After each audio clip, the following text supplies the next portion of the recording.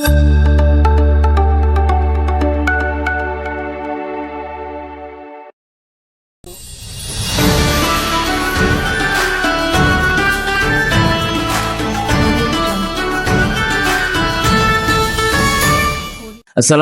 warahmatullahi wabarakatuh. Alhamdulillahi rabbil alamin. Alhamdulillahilladzi hadana lihadza wa ma kunna linahtadiya laula an hadanallah. Wa asyhadu an la ilaha illallah wa asyhadu anna Muhammadar Rasulullah. Allahumma shalli ala Muhammad wa ala ali Muhammad, amma ba'd. Sahabat Getar yang dimuliakan Allah Subhanahu wa taala, Allah Subhanahu wa taala berfirman di surat Al-Baqarah, A'udzubillahi minasyaitonir rajim. Syahrul Ramadan alladzi unzila fihi al-Qur'an hudal linnas wa bayyinatin minal huda wal furqan. Bulan Ramadan adalah bulan yang diturunkannya Al-Qur'an. Hudal linnas, Al-Qur'an itu sebagai petunjuk bagi umat manusia.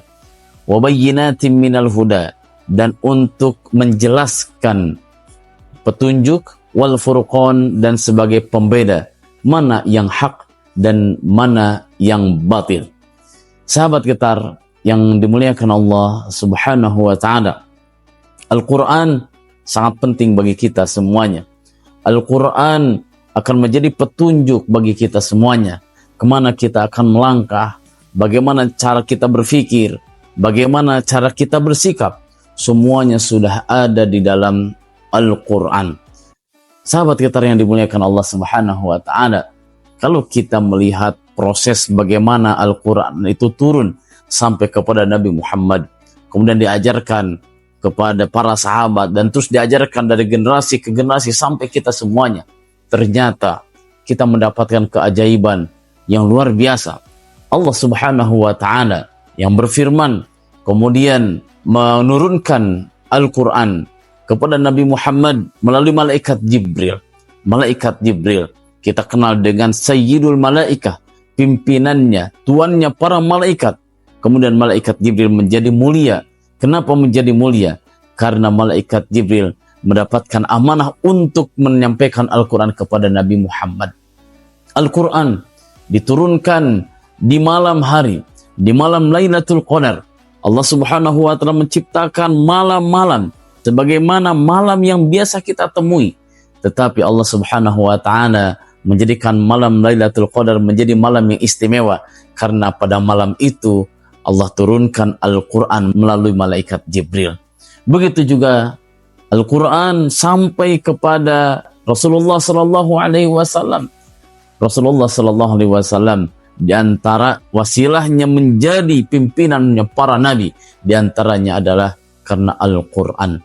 Kemudian Al-Quran diajarkan kepada para sahabat, dari sahabat diajarkan kepada generasi ke generasi, dan ternyata Al-Quran membawa keberkahan, Al-Quran membawa kemuliaan kepada siapapun orang yang membaca, memahami, dan mengamalkan Al-Quran. Kita bisa lihat para sahabat yang dulunya masyarakat jahiliyah tidak mengenal Tuhannya, masyarakat jahiliyah para penyembah berhala, tetapi ketika Al-Quran mewarnai jiwanya, kemudian mereka yang asalnya manusia biasa-biasa saja, kemudian menjadi manusia yang memiliki peradaban yang tinggi, manusia yang memiliki keberanian, manusia yang memiliki mental baja, manusia yang setiap gerak langkahnya selalu berdasarkan petunjuk Allah Subhanahu wa taala, sehingga kemuliaan Allah berikan kepada mereka. Bahkan Rasulullah sallallahu alaihi wasallam bersabda, khairul qurun qarni, sebaik-baik generasi adalah generasiku,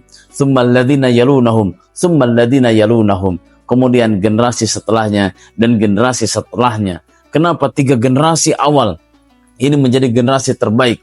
Karena 3 generasi ini menjadi cerminan bagi kita semuanya, betapa para sahabat, tabi'in, tabi'ut tabi'in semangatnya luar biasa untuk senantiasa berpegang teguh kepada Al-Quran. Sahabat Getar yang dimuliakan Allah Subhanahu wa taala, bagaimana dengan kita? Kita adalah umat yang secara jarak dan waktu sangat jauh dengan masa Nabi Muhammad sallallahu alaihi wasallam. Tetapi meskipun demikian, kita memiliki potensi yang sama untuk menjadi hamba yang mulia. Kenapa memiliki potensi yang sama?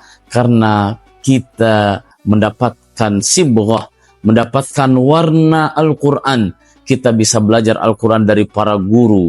Kita bisa mempelajari Al-Quran di sekitar kita. Dan Al-Quran ini menjadi pedoman bagi kita. Sehingga apabila kita bisa terus membaca, kita terus memahami dan mengamalkan Al-Quran di kehidupan kita sehari-hari, maka tidak menutup kemungkinan kita yang jaraknya jauh secara waktu dari masa Nabi Muhammad SAW, maka kita pun sama akan menjadi hamba-hamba yang mulia. Karena kepada siapapun, kepada tempat dimanapun berada, ketika Al-Quran itu mewarnai, maka akan membawa kemuliaan baik kepada pemiliknya, baik kepada orang yang membacanya, bahkan kepada tempat di mana Al-Quran itu senantiasa terus dibumikan.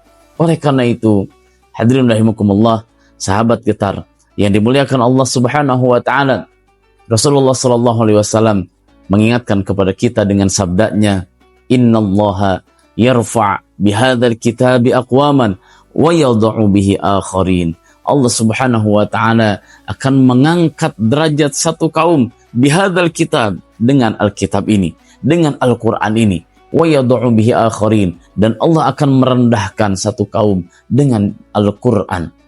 Hadirin rahimakumullah, sahabat Getar yang dimuliakan Allah Subhanahu wa taala, Al-Qur'an akan menjadi barometer bagi kita semuanya. Tinggi rendahnya derajat kita bisa juga dilihat dari seberapa dekat kita dengan Al-Qur'an. Kita semakin dekat dengan Al-Quran, maka derajatnya akan semakin tinggi. Ketika kita semakin jauh dari Al-Quran, maka derajatnya akan semakin rendah.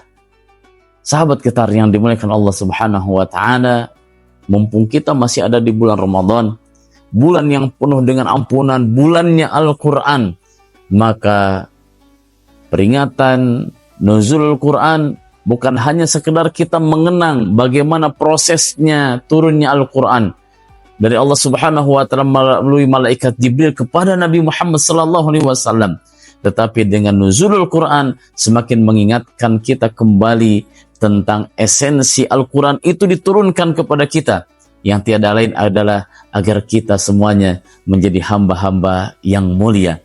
Mudah-mudahan kita semuanya senantiasa dimudahkan Allah untuk bisa membaca, untuk bisa memahami dan terus mengamalkan Al-Quran di kehidupan kita sehari-hari. Barakallahu fikum. Demikian, mudah-mudahan bermanfaat. Aqulu qawli hadza wa astaghfirullahal azim li wa lakum. Wassalamualaikum warahmatullahi wabarakatuh. Program Kebaikan Ramadan Bunyan Peduli. Bunyan Peduli memiliki 4 pilihan program kebaikan selama bulan Ramadan. Di antaranya, Pasar Bahagia Yatim Duafa, Gerakan 151 Beasiswa Penghafal Al-Quran, Peduli Palestina, dan Bingkisan Guru Ngaji dan Dai Pedalaman. Sudah siap jadi agen kebaikan? Yuk ikuti program Kebaikan Ramadan bersama Bunyan Peduli.